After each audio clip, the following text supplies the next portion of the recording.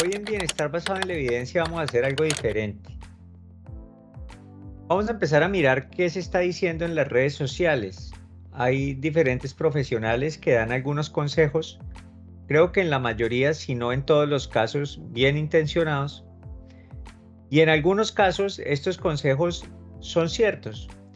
En otros pueden serlo parcialmente y muy ocasionalmente el consejo que se da pues no es cierto del todo.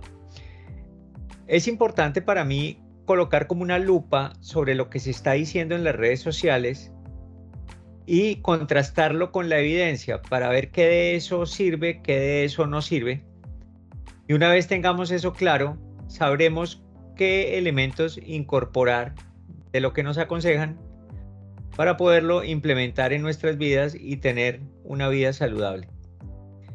En esta ocasión tomé 3 ejemplos aleatorios de doctores que publican en Instagram y en TikTok. Y basado en esto, empezamos a desplegar toda la evidencia que está detrás de cada una de las afirmaciones que ellos hacen.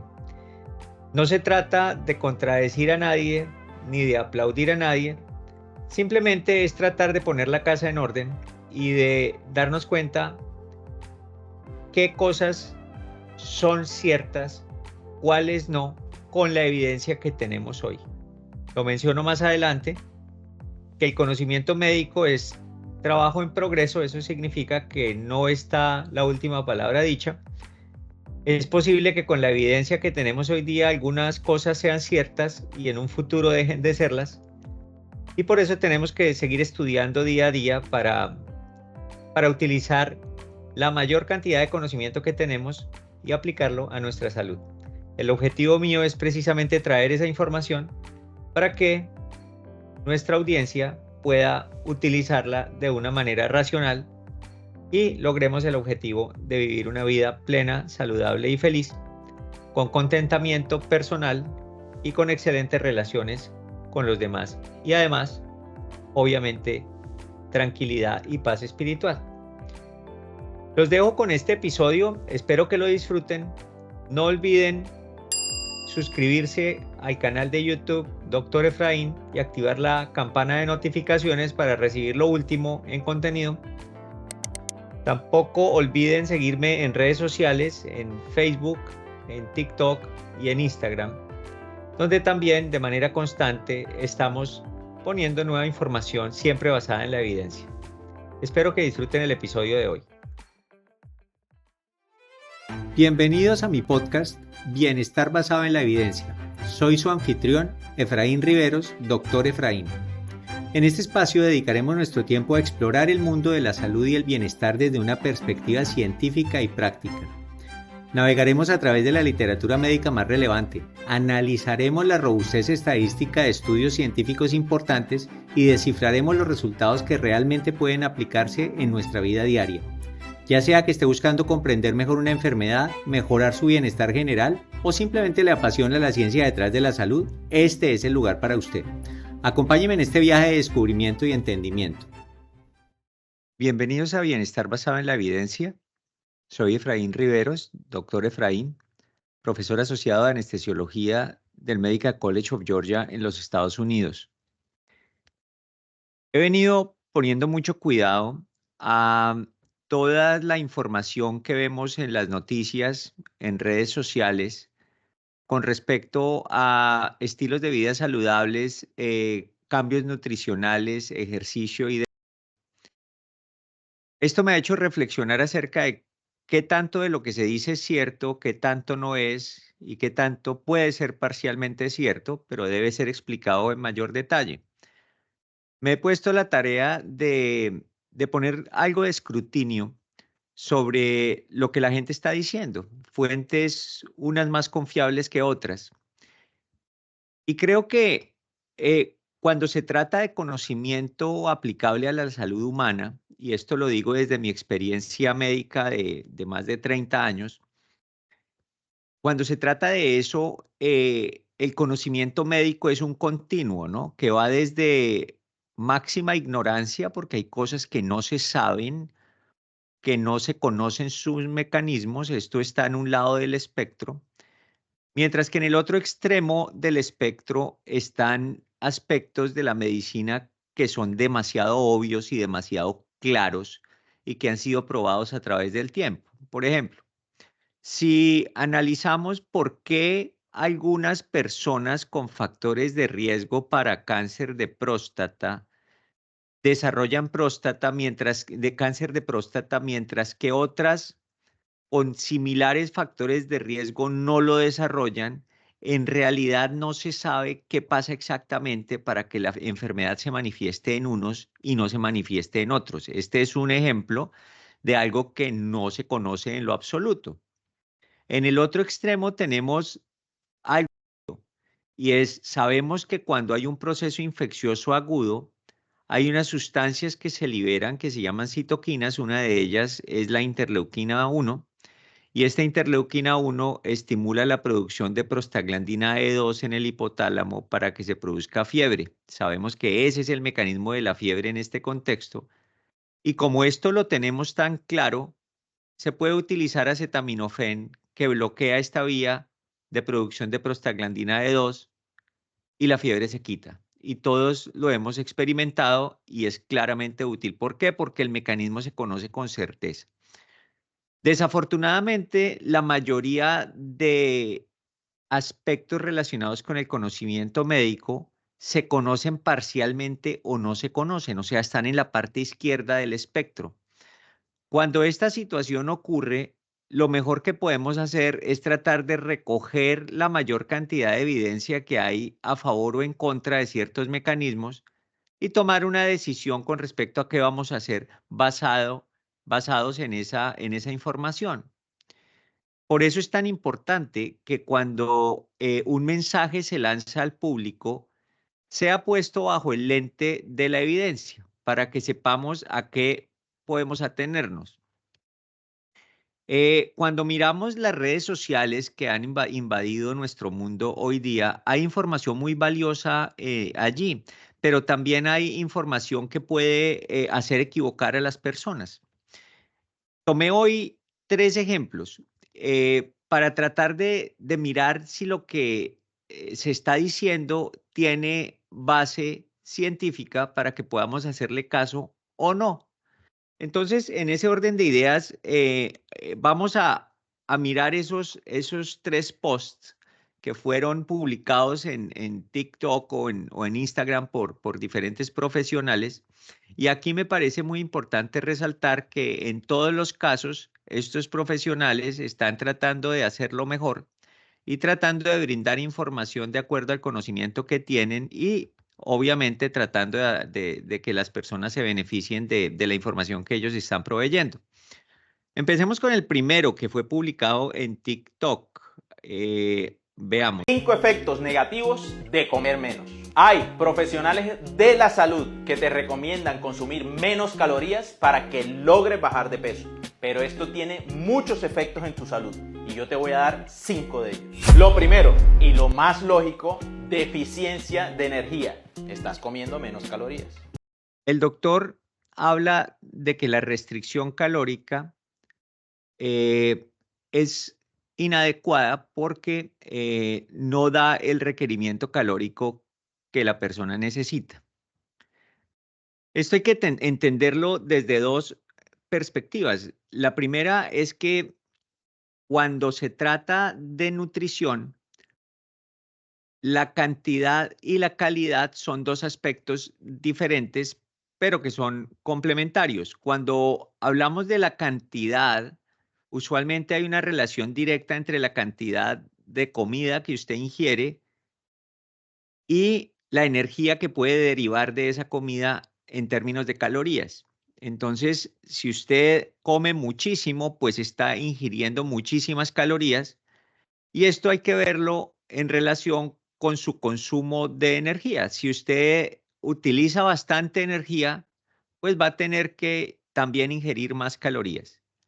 Cuando nos vamos para el otro lado y su tasa metabólica no es tan alta, pues usted necesita menos calorías. En cualquier caso, si usted hace restricción calórica y se mantiene dentro de ese balance de su necesidad calórica, pues no se compromete el balance energético. En otras palabras, es seguro hacerlo. Si usted empieza a hacerlo de manera extrema y baja las calorías a 300 en el día, por poner un ejemplo, y su requerimiento calórico es 2000, pues usted está en un déficit de 1700 diariamente. Y esto lo va a llevar a que su cuerpo no tenga el suficiente sustrato para producir energía. Sin embargo, recordemos que hay vías metabólicas alternas que permiten que aún en esas condiciones extremas usted sea capaz de producir energía suficiente para mantener los órganos vitales funcionando, particularmente el cerebro, como es el caso de la cetosis cuando una persona está en un ayuno muy prolongado. Es difícil, pero no imposible, que usted llegue a una situación en la cual su requerimiento calórico sea tan bajo que se comprometa completamente la producción de energía. Y lo vemos en algunos niños, en algunos países donde el acceso a la comida está comprometido, en lo que llamamos marasmo, ¿no? Entonces son niños que están en un estado metabólico comprometido porque no tienen suficiente ingesta calórica y por ende de energía. Son casos extremos. Creo yo que la suplencia o el aporte de calorías para que lo lleven a usted a enfermedad tienen que ser extremos. En otras palabras, debemos mantenernos dentro de un rango seguro de restricción calórica en la cual usted sea capaz de suplir la demanda energética de su cuerpo. Y esto no es difícil de hacer, a menos, vuelvo y digo, que usted haga cosas locas y extremas. Pero si usted reduce su ingesta calórica en 300, 400 calorías, es completamente seguro desde ese punto de vista. Eso es el primer aspecto, que es únicamente calórico. Lo que es tan o más importante que ese requerimiento calórico es la calidad, ya no la cantidad, sino la calidad de la nutrición que usted recibe. Y cuando hablo de calidad, esto implica que su ingesta de macro y micronutrientes sea suficiente para soportar todos y cada uno de sus procesos metabólicos celulares.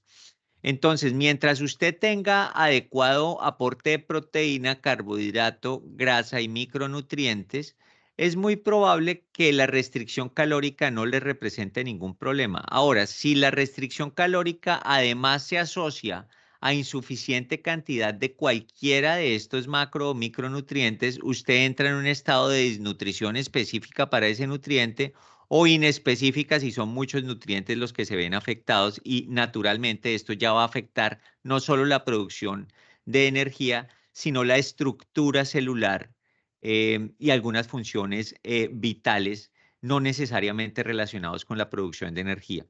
En resumen, tenemos que la restricción calórica dentro del marco de un aporte energético suficiente, por una parte, y con buena calidad de nutrientes, es segura. No necesariamente restricción calórica es sinónimo de enfermedad. Lo es si usted se sale de esos límites de seguridad. Cuando hablamos de una restricción calórica segura, no estamos hablando de una restricción por debajo de 700 calorías. Estamos hablando una reducción desde su consumo metabólico basal de 300, 400 calorías, sabiendo que las vías metabólicas alternas le brindan la seguridad para que usted no se enferme. Lo que sí es importante es que cuando usted restringe calorías, tiene que tener clarísima cuál es la distribución de macro y micronutrientes para que esta parte estructural de la calidad nutricional no se afecte, o sea que es seguro. Ahora, la restricción calórica ya vemos que es segura dentro de ciertos límites.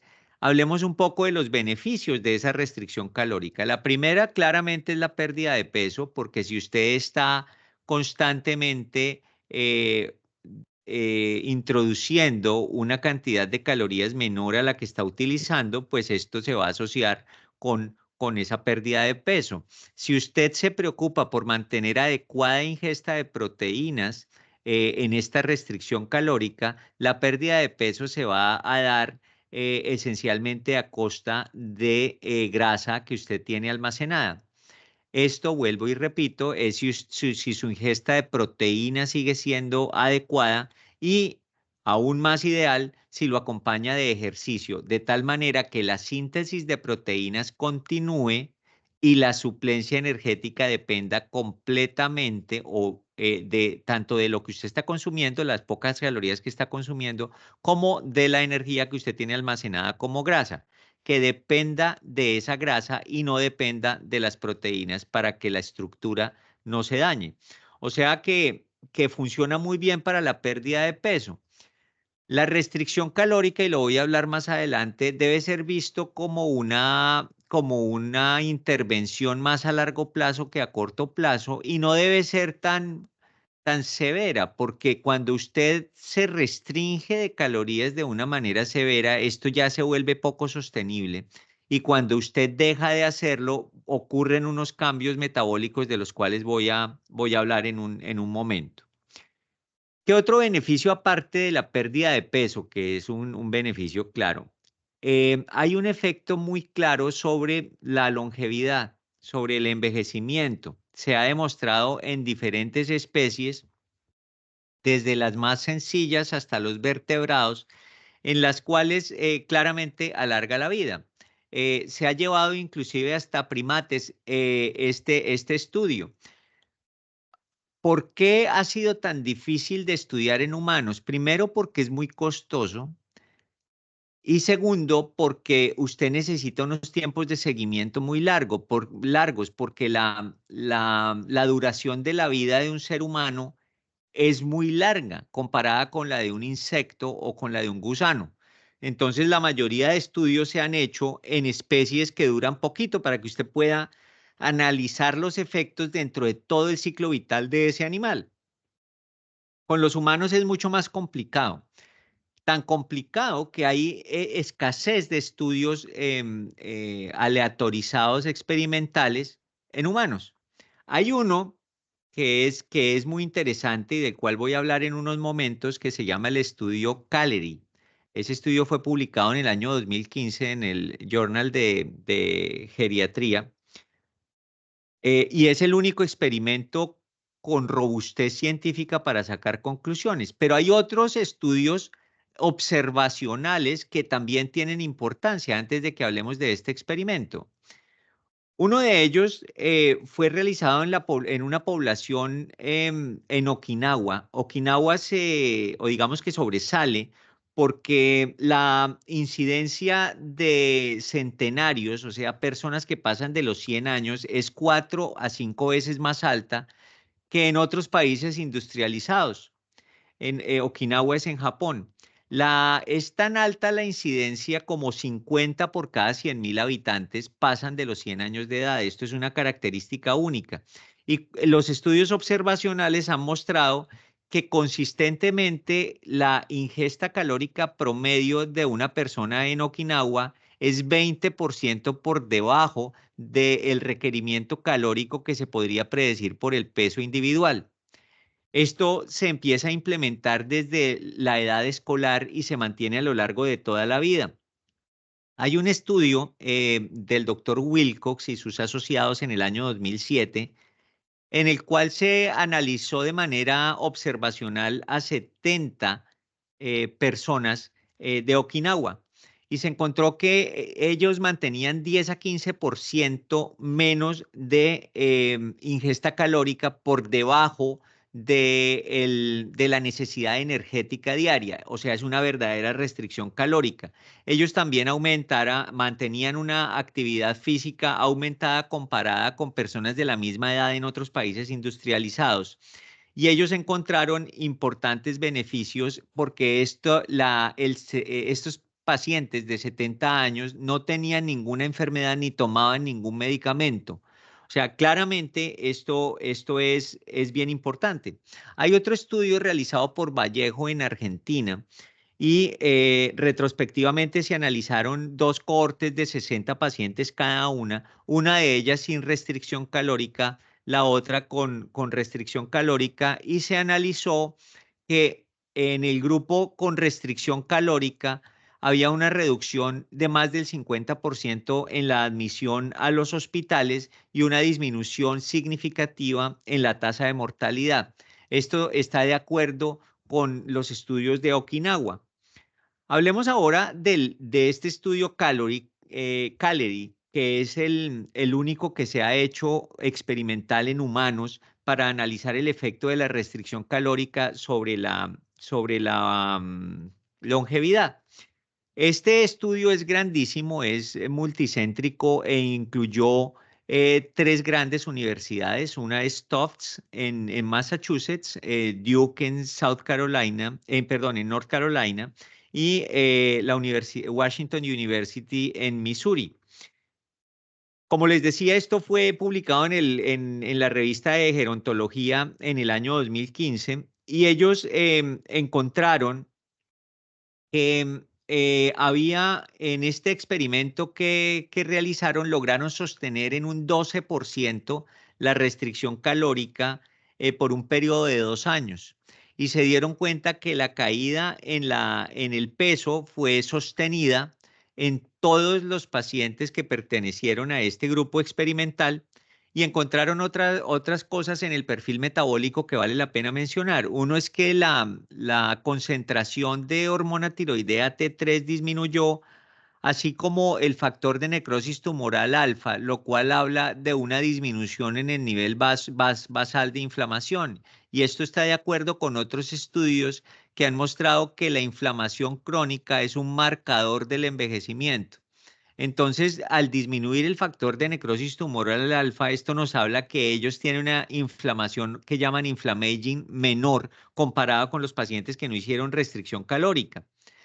También se observó que hay una proteína que se llama la proteína que une el factor parecido a la insulina tipo 1 o IGF-1, o sea, es una proteína que se pega a ese IGF-1.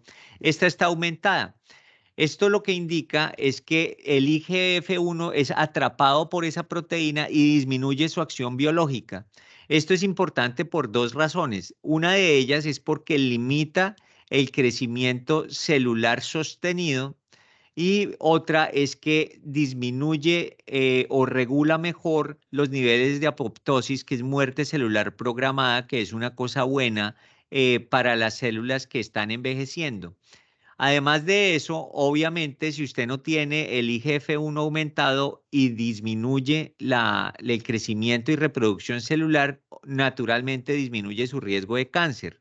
O sea que es una cosa positiva.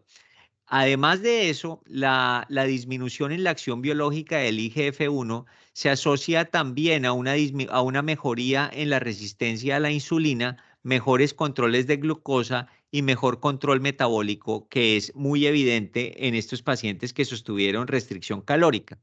Se observó también un pequeño aumento en la concentración de cortisol en estos pacientes que hicieron restricción calórica en un grado que no parece ser clínicamente significativo. Fue muy bien tolerada y las mediciones subjetivas de calidad de vida y también de percepción de bienestar mejoraron significativamente.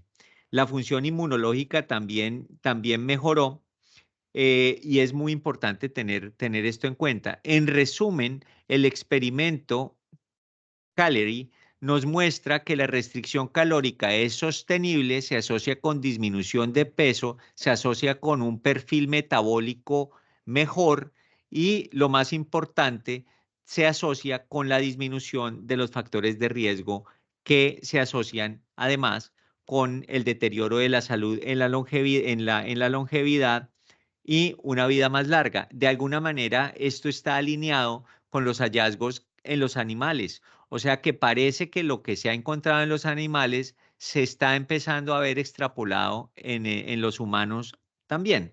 Entonces, volviendo al post de TikTok, la restricción calórica tiene más beneficios que problemas. Los beneficios de la restricción calórica se hacen evidentes si y solo si usted está dentro del margen de adecuada cantidad de calorías para sostener su producción energética y adecuada calidad de la nutrición para mantener niveles de macro y micronutrientes normales. O sea, si usted se mueve en ese rango de seguridad, solo va a ver los efectos benéficos de la restricción calórica. Es probable que una restricción calórica moderada sea capaz de recoger todos los beneficios. Una restricción calórica severa lo empieza a poner en riesgo de insuficiencia energética y nutricional, y peor aún, hace que sea más difícil de sostener en el tiempo dicha restricción calórica. Me parece que de esta manera podemos aclarar un poco la afirmación que hace nuestro doctor de TikTok. ¿Cuáles son los mecanismos por los cuales la restricción calórica es tan buena en la longevidad? Bueno, quiero hablar de 3 de ellos rápidamente. Uno es la regulación de una proteína quinasa en las células que se llama mTOR, o el target de rapamicina. Esta es una molécula que se asocia con la regulación metabólica y que es estimulada a través de una quinasa que se llama AMPK, o quinasa dependiente de la AMP. Esta quinasa regula también el mTOR, y lo que hace esencialmente es que mantiene un metabolismo suprimido cuando no se necesita tener estados hipermetabólicos, y lo adapta dependiendo de los estresores del ambiente. O sea, en otras palabras, la interacción entre entre la AMPK y el mTOR hacen que usted mantenga el nivel metabólico que necesita para sostener sus funciones normales sin exagerar. Como siempre lo he dicho, es como si usted se gastara la pila más despacio. Además de eso, otro mecanismo tiene que ver con la acción biológica del IGF-1 que ya mencioné anteriormente, que se asocia con un control del crecimiento y diferenciación celular, y naturalmente disminuye el riesgo de desarrollo de cáncer, que es una de las patologías más frecuentes para las personas que van envejeciendo. En resumen, la restricción calórica es buena dentro de los rangos seguros, y cuando usted decida emprenderla, le aconsejo que reciba consejo de un profesional para que se mantenga dentro de ese margen de seguridad y pueda recoger todos los beneficios de la restricción calórica.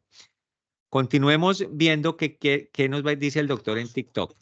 Ese consumo desequilibrado de calorías afecta la función de tus hormonas. 3. Vas a tener efecto rebote. Entonces, él habla del efecto rebote y él habla también del perfil hormonal. Hablemos del perfil hormonal. La restricción calórica, entre más extrema, más efectos va a tener sobre los perfiles hormonales. ¿Cuáles hormonas se ven más afectadas? Bueno, la principal es la insulina y el factor de crecimiento asociado o parecido a la insulina, o IGF-1. Y el efecto sobre estas hormonas es realmente positivo porque aumenta la sensibilidad periférica a la insulina, lo cual se traduce en mejor control de la glicemia, disminución en la necesidad de almacenar grasa, especialmente grasa visceral, y por ende disminución del riesgo de síndrome metabólico y de diabetes mellitus. O sea, esto es bueno. El otro sistema hormonal que se puede ver afectado es el sistema de hormonas sexuales. Aquí quiero hablar de un estudio publicado en el año 2015 en el Journal de Investigación Ovárica. Fue publicado en Polonia. En este estudio se dieron cuenta que la concentración de estrógenos aumenta y la relación entre estrógenos y andrógenos también está aumentada. Esto no tiene realmente efectos fisiológicos importantes, y de hecho cuando se restaura la dieta a calorías normales, aumenta de hecho la ovulación con respecto a la base antes de que empezaran el régimen de restricción calórica. No se asocia entonces con infertilidad. Nuevamente, esto es cierto únicamente si usted se mantiene dentro de los rangos de seguridad de calidad y cantidad de su nutrición. Si usted tiene un aumento, digámoslo mejor, si usted tiene una restricción calórica exagerada que empiece a comprometer la producción energética, naturalmente uno de los órganos afectados pues son las gónadas y por supuesto la función de fertilidad disminuye. Pero esto no ocurre dentro de los rangos fisiológicos de restricción calórica. En Australia se llevó a cabo un metaanálisis publicado en Nutrition Review en el año 2022. Ellos cogieron 4.198 estudios y dentro de estos encontraron 7 experimentos aleatorizados controlados y encontraron que la concentración de testosterona estaba aumentada en 3 de los 4 estudios que incluyeron pacientes con sobrepeso y obesos, mientras que en pacientes con peso normal, 2 de 3 estudios encontraron que la concentración de testosterona estaba disminuida. En otras palabras, parece que hay una relación entre su nivel de masa corporal y su peso y los niveles de testosterona, siendo más afectados los pacientes con peso normal que los pacientes con sobrepeso. De hecho, en los pacientes con sobrepeso los niveles de testosterona aumentaron. Esto también se asocia a un aumento en la concentración de una proteína que se llama Sex Hormone Binding Globulin, que es una globulina que lo que hace es pegarse tanto a la testosterona como al estrógeno y no lo deja actuar biológicamente. Esto hace que su función disminuya. Esto ha sido observacional y no se ha visto que tenga un efecto especialmente negativo sobre la salud humana. Podemos decir en resumen que a pesar de que hay algunos cambios en los perfiles hormonales, no hay evidencia que estos cambios en perfiles hormonales tengan una consecuencia de enfermedad en el ser humano.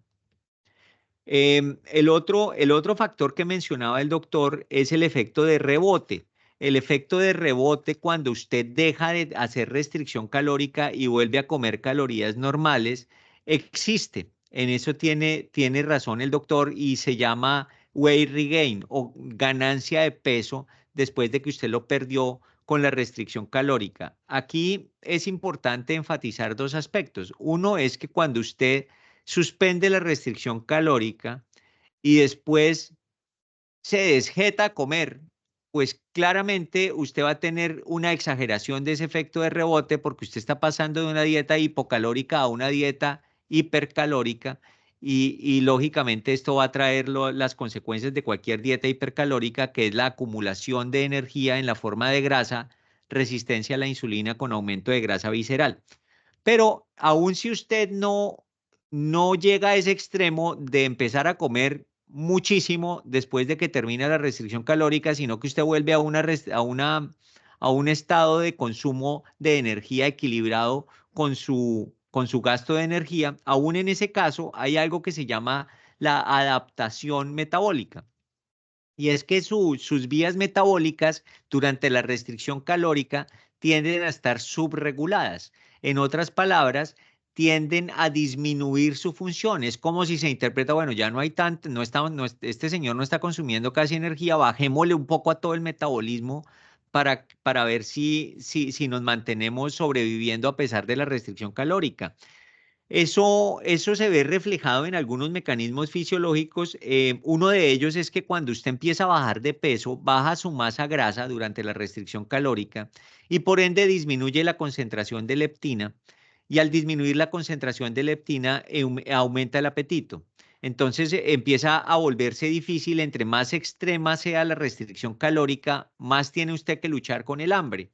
Y como siempre hemos dicho, el que pelea con el hambre siempre resulta perdiendo. Y ese es uno de los efectos que tiene la restricción calórica, que cuando usted la suspende, ese aumento del apetito por la disminución de leptina empieza a causarle problemas porque usted empieza a comer más y de hecho eso explica por qué después de una restricción calórica muy marcada, las personas tienden a no solo a restaurar su consumo calórico, sino a mantenerlo más alto de lo que deberían porque los niveles de leptina disminuyeron.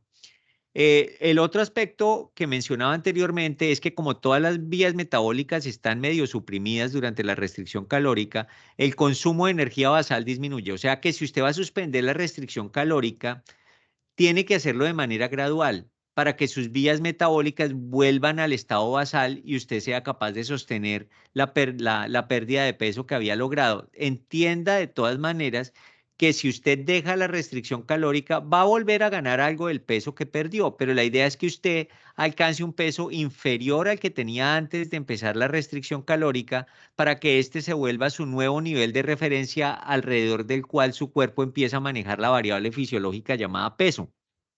Es bien importante.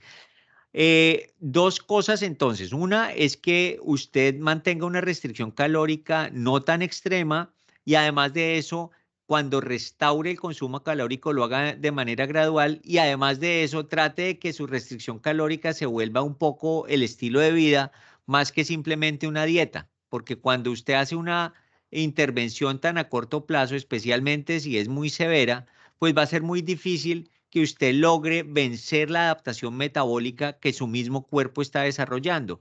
No hay que ser exagerados, entonces lo mejor es una restricción calórica leve a moderada, sostenida por un periodo mayor de tiempo, y si usted la empieza a abandonar, hacerlo de manera gradual para nunca pasar de su estado metabólico basal. Ese sería como el consejo. Sigamos escuchando a ver qué nos sigue diciendo el doctor. En ese afán de contar calorías, puede ser que te dé igual consumir una rebanada de pan o 100 gramos de pollo. Estás contando calorías. Entonces en tu alimento, en tu plato de comida pueden haber 1, 2, 3, 4, hasta 5 El doctor dice algo muy cierto. Y es que cuando usted está en esa carrera loca de contar calorías, se le olvida la calidad del nutriente que le aporta esa caloría. Entonces un pedazo de pan le aporta el mismo número de calorías que podría aportarle, no sé, un banano, ¿no? Pero usted no puede comparar los dos en términos de calidad nutricional. Entonces, se empieza usted a decir mentiras cuando solo se fijan las calorías. Esto pone de manifiesto el punto que yo enfatizaba al comienzo de este episodio, y es que la cantidad es tan importante como la calidad de lo que usted está comiendo. Y volvemos siempre a lo mismo. Si usted come natural, sin procesados, es muchísimo más fácil controlar su nutrición y controlar las calorías que consume. No se les olvide. ¿Qué es eliminar procesados? Eliminar procesados es comer células. ¿Usted come células animales o células vegetales? Células vegetales en la forma de vegetales, células vegetales en la forma así de verduras, de frutas, de nueces y células animales en la forma de carne, pescado, pollo, diferentes tipos de carnes rojas y carnes blancas. Si usted está comiendo células, usted está bien porque es la forma natural de comer. Si usted empieza a comer procesados, va a tener problemas. Y en esto le doy la razón al doctor que nos está ilustrando. Miremos más. Déficit calórico por 10, 20, 30, 40 días está haciendo que tu cuerpo haga una compensación y los órganos que no son vitales, allá no va a llegar energía, solo al cerebro, al corazón, a los músculos que están funcionando en este momento. Tus testículos y tus ovarios dejan de funcionar. Eres flaco o flaca, pero estéril. Él dice que los órganos se afectan de manera diferencial durante la restricción calórica y esto es cierto con restricción calórica severa en situaciones de marasmo. No es el caso cuando usted lo está haciendo de manera deliberada para bajar peso de una manera segura. Vuelvo e insisto, manteniéndose en los rangos fisiológicos de consumo de energía y consumo nutricional, calidad de la nutrición, la restricción calórica es segura. Entonces, fíjense que aquí podemos desmitificar algunas cosas, darle la razón a otras, y no se trata de contradecir a nadie, simplemente utilizar la evidencia para tener una idea mejor de lo que estamos haciendo. Pasemos ahora a otro post ahora de Instagram. En este post vamos a discutir otras cosas. Vamos a ver el primero de ellos y vamos a empezar a discutir. Existe una estrategia simple y eficaz para controlar tus niveles de glucosa ahora mismo. Saltarse el desayuno y consumir cenas abundantes es un hábito que no conduce a un buen manejo de la diabetes tipo 2. Investigadores han encontrado que cuando personas con diabetes tipo 2 consumen un desayuno más abundante y una cena más ligera, sus niveles de azúcar al día siguiente se mantienen de mejor manera que aquellos pacientes con diabetes tipo 2 que comen un desayuno muy pequeño y una cena muy abundante. Sobre todo si estas cenas son muy tarde en la noche. Además, cuando la vasta mayoría de las calorías se consumen en el desayuno y en la comida, mejoran otros marcadores metabólicos y algunas veces hasta el peso corporal. Así que el momento de tus comidas sí es importante. El doctor nos habla de no comer el desayuno y comer una cena abundante y de los efectos negativos que esto trae consigo. Bueno, él tiene razón. Él tiene razón por varias razones. La primera, cuando usted no come el desayuno, lo que quiere seguramente es disminuir el consumo de calorías. Hay otras formas de hacerlo. Cuando usted no desayuna, vamos a ver qué pasa. Hay un metaanálisis bien interesante publicado en Frontiers in Endocrinology en el año 2023 por el doctor Yu y sus asociados. Él encontró 11 experimentos aleatorizados controlados y observó en este estudio que hay una disminución del peso en estos pacientes que no comen desayuno, pero aumentó la concentración de colesterol LDL y su perfil lipídico se alteró. Esto no lo explican los experimentos, pero en la discusión se puede ver que es probable que cuando usted suspende el ayuno más tarde, digamos a la hora del almuerzo, su consumo de carbohidratos es suficientemente alto para que haya un pico de insulina más alto que el que se hubiera alcanzado si usted hubiera desayunado, porque ya en ese momento es indudable que usted va a tener muchísima hambre y la posibilidad de que usted tome decisiones equivocadas desde el punto de vista de nutrición, pues es alta. Entonces, cuando usted come ya muy tarde, ya usted lleva muchísimas horas de ayuno, ese pico de insulina como que eh, daña el propósito que usted tenía de no comer desayuno, porque ese aumento en el pico de insulina se va a asociar a un menor control de la glucosa. De hecho, el doctor nos habla en su Instagram específicamente de pacientes con diabetes tipo 2 y muestra, según los estudios que él cita, que el control de la glicemia es mucho mejor en los que sí comen desayuno que en los que no comen desayuno. Hablo de los pacientes diabéticos, pero esto se puede extrapolar a pacientes no diabéticos. El objetivo es que la insulina haga la curva normal. Usted tiene que tener un aumento de insulina después de que come. Eso es normal y se necesita. ¿Para qué? Para que la glucosa entre a los sitios donde se necesita para el metabolismo. Pero cuando ya pasa el momento en que usted come, la concentración de insulina debe bajar de tal suerte que usted pueda entrar en una fase de ayuno y en esa fase de ayuno se mantienen los procesos metabólicos normales. Es el balance entre comer y ayunar. Eso ocurre todos los días y es normal. Cuando usted rompe eso y ayuna muchísimo tiempo, pero cuando come el pico de insulina es altísimo, pues la concentración de insulina va a disminuir con el tiempo, pero como empezó desde un punto más alto, usted va a tener niveles de insulina altos por un periodo más prolongado de tiempo. En resumen, cuando usted come desayuno balanceado con almuerzo balanceado, usted va a tener aumentos de insulina no tan altos, fisiológicos, y va a dar tiempo para que decaiga la insulina, aumente el cortisol y mantenga un equilibrio metabólico. Cuando usted no hace eso, si usted va a la hora que no desayunó, la insulina va a estar bajita, el cortisol de todas maneras va a venir aumentando porque esto ocurre en la mañana y es fisiológico, pero a la hora del almuerzo usted va a tener un pico de insulina más alto que el que debería tener y esto de alguna manera daña el propósito que usted tenía de poder restringir sus calorías. Entonces, la evidencia sí está mostrando, especialmente en pacientes diabéticos, que no comer el desayuno es problemático. Ahora, ¿qué pasa en la gente más joven? Hay un estudio realizado por el doctor Pengpit en Sudáfrica. Este estudio es observacional grandísimo que incluyó casi 22.000 adultos sanos entre 20 y 28 años que estaban estudiando en el college.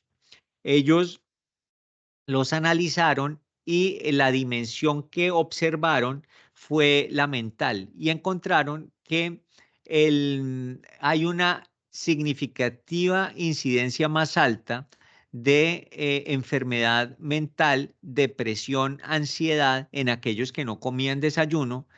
Estamos hablando de gente muy joven y además encontraron que el rendimiento académico era mejor en los que sí comían desayuno y siempre son 22.000 personas casi, o sea, es evidencia que está a favor de que usted mejor desayune.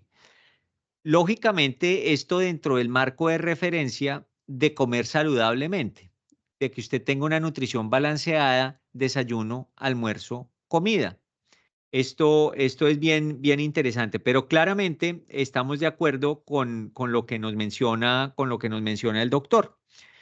Veamos otro post que también fue publicado en Instagram por otro médico. Vamos a ver qué nos dice. ¿Pero qué controla el hambre? Cuando comemos, nuestro cuerpo libera leptina, una hormona encargada de hacernos sentir saciedad. Obviamente, a mayores son los niveles de leptina, más va a ser la saciedad que sientas y menor va a ser tu deseo de seguir comiendo. La leptina sirve para protegernos del exceso, de lo que nuestro cuerpo no puede manejar. Por supuesto, esto también significa que una persona puede tener menos leptina que otra y por ende comer mucho más y no sentirse satisfecho. A su vez, si me excedo en cantidades de comida, puedo a lo largo del tiempo generar una resistencia a la leptina.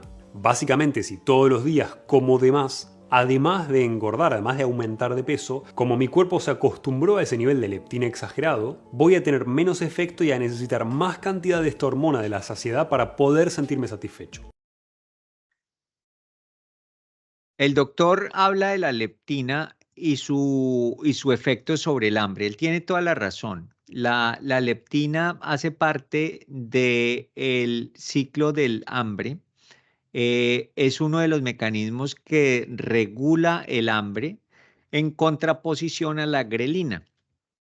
Es cierto que cuando el tejido adiposo aumenta, sus niveles de leptina también aumentan y esto debería resultar en supresión del apetito.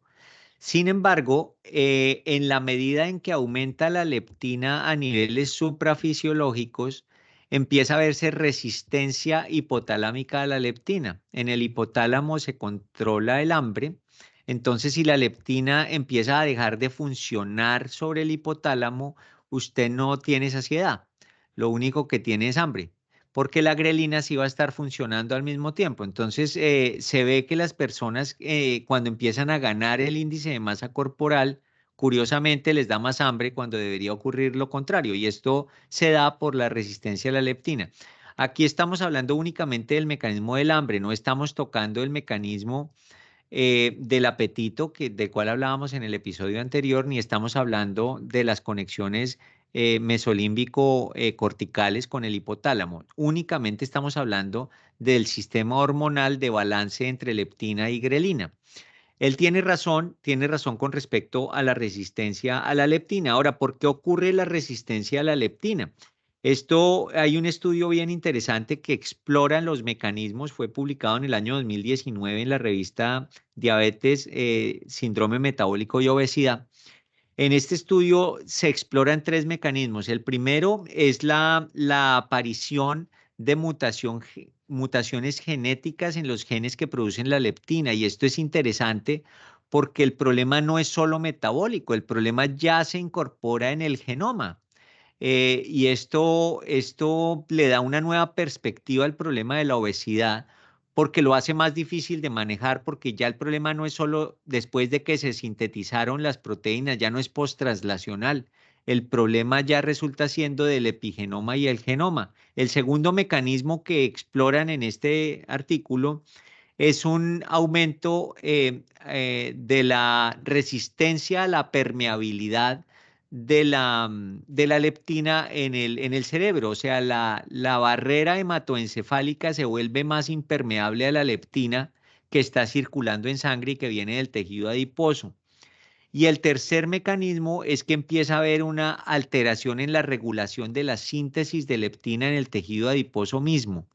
Estos tres mecanismos juegan juntos para que usted desarrolle la resistencia a la leptina y al haber resistencia a la leptina se empieza a volver un problema mantener la saciedad y la obesidad se vuelve un problema autorregenerativo. Entre más obeso, más hambre, entre más hambre, más obeso, y esto resulta siendo una espiral con la punta en el infierno. Entonces necesitamos frenar ese ciclo de distintas maneras. Ya hemos hablado que la toma de decisiones con respecto a la cantidad de calorías que debe tener un poco de restricción por lo que dije anteriormente y la calidad de los nutrientes con una buena distribución de estos macronutrientes y micronutrientes con elementos naturales, es decir, comiendo células. Esta combinación de cosas va a permitir que se controlen los mecanismos del hambre y el apetito sin que sea usted gobernado por este desbalance leptina-grelina y por las conexiones mesolímbico-corticales que lo llevan a que usted sea incapaz de manejar el hambre. Y esto lo hemos venido manejando desde el episodio anterior con nuestro test nutricional que ha llevado a desenlaces muy positivos, que es lo que hemos recibido en nuestro feedback. La gente pues le está funcionando y yo creo que es una buena forma de implementar todo lo que encontramos en la evidencia, implementarlo de una manera práctica para que esto redunde en salud, que es lo que queremos.